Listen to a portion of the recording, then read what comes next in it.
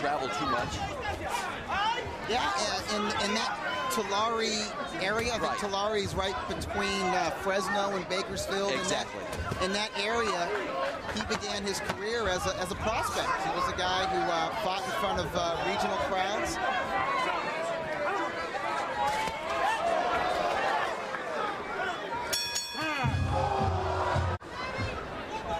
He actually landed a late punch, and that's just a shove. Referee David Mendoza quickly pointing out that that was not a knockdown. Gave Alatorre a nice little adrenaline rush there. I like the combinations from Ortiz in the last round and in the 5th round. Starting to put his punches together more over the second half of this bout. That's the second time he touches the canvas in this round.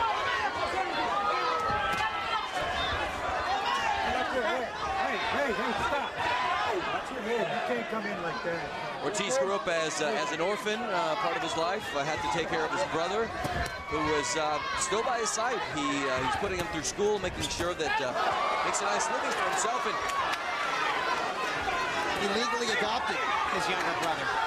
And his younger brother is an integral part of his team. Yep. Along with his trainers, Danny Garcia and Mario Aguiniga, 2 former fighters. And Alatorre is getting all pumped up. He says that when he gets hit with a good one. When he gets hit with a good shot, and sometimes that's what it takes to get you upset, to get a reaction from a fighter. Well, he's getting a heck of a reaction from Ortiz right now, because I would say Ortiz is teeing off on him. These are hard shots, hard combinations from Ortiz.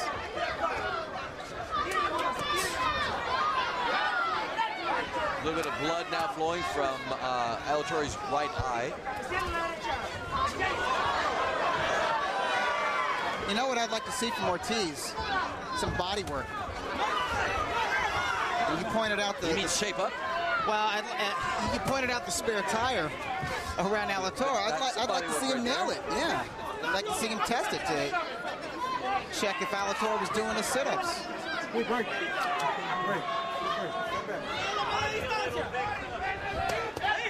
There we go. There was a 1-2 to the body. He may have heard you. And there's some more.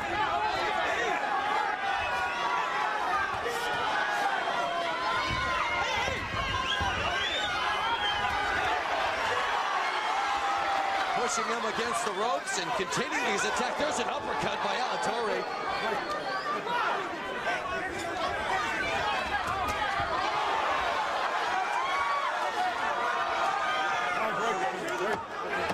These are some hard punches. Ortiz is now landing. Way to finish this round. Alatorre was rocked by a quick 1-2 combination at the start of that 7th round. And he wanted to let Ortiz know you can land more just like that.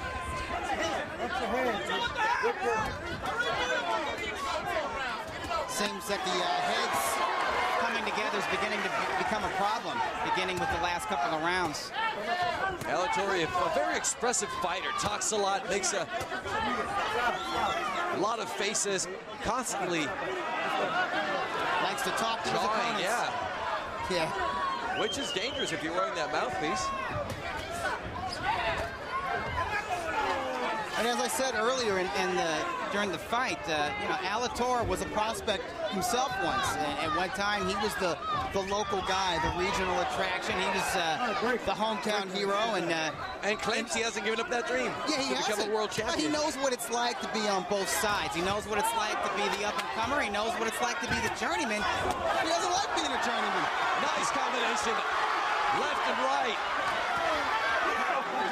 That was a slightly low blow. The referee caught that right away. This is a big opportunity for Alatorre. I think he knows that if he goes the distance with Ortiz, he can. That's bragging rights back in Tulare. It's got to be, especially when Ortiz is now teeing off. He is landing some very heavy leather. From every angle, uppercuts, the left hook, right hook, straight. Alatorre is showing he can take a punch. He can take it to the head. He can take it to the body. He wobbles, but he doesn't go down. And we have to remember that Ortiz is a guy who knocked out former junior welterweight title holder Carlos Mausa in 1 round. Stopped Mighty Mike Arnaudis in 2 rounds. A guy who had never been stopped. A guy who'd been in there with a lot of hard-hitting punchers, title holders like Ricardo Torres and Juan Urango. And Ortiz just imposed himself on him, overwhelmed him. A good chance for him to extend that streak tonight against a guy who's never been stopped. He's running out of rounds. Trying to break through. You see blood from the nose of Alatorre. He's really getting hammered by that jab and the 1-2 combinations from Ortiz.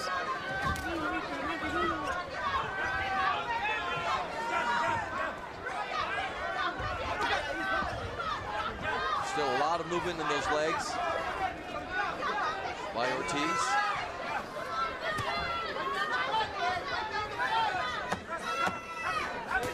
This is after 8 rounds of work.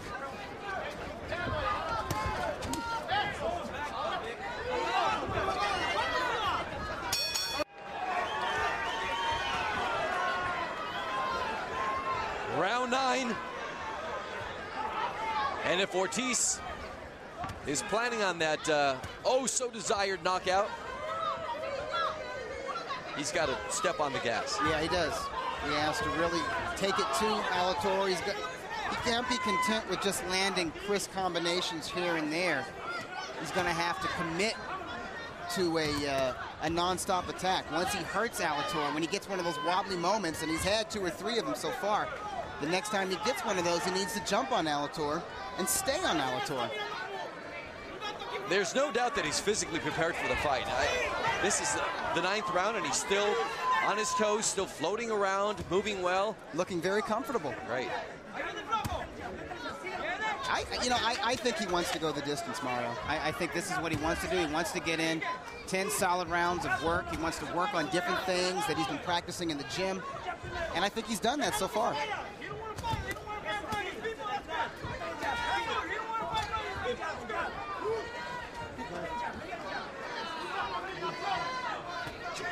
Alatorre is not an easy guy to hit clean. If Ortiz was not as quick and accurate as he is, I could see Alatorre giving him a lot of trouble because he keeps those hands up, he blocks very well.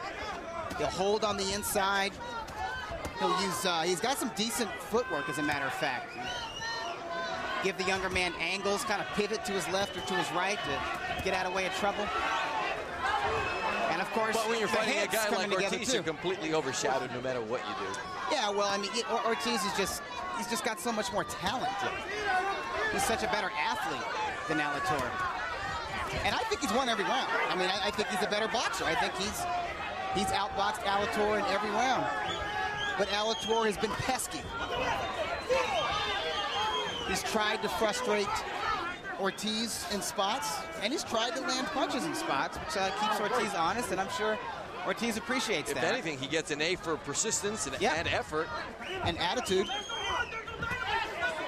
You gotta love Alatorre's attitude. All right, break. Relax. And Ortiz is following the game plan.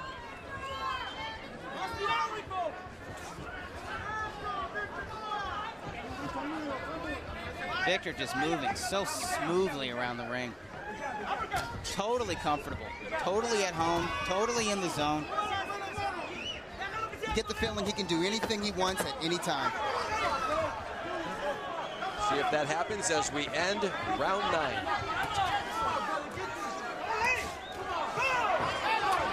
See that? All right, this is the final stretch. This is the 9th inning. There will not be any extra innings based on the scores that we have so far. And I think we might see Ortiz gun for a knockout, or at least really let his hands go. You gotta get that feeling, yeah. He's got his rounds of work in, and now he might go back to being vicious, Victor. Not just a boxer. And you see the immediate effects of that Alatorre's nose is now bleeding more than ever before. And he is throwing some hard punches. There he goes. Alatorre will get up. He says he's okay. He's wobbled though. Yeah, he is not okay. You get the feeling Ortiz could have done that at any given moment, particularly over the second half of the bout. I think it was important for Ortiz to go into the 10th round. If the work was necessary, then he waited for the exact time to do that. I think it was an uppercut that put Alatorre down. Alatorre got up, but the legs did not seem under him. Alatorre in the ring complaining. It appeared that he was comfortable with that decision, and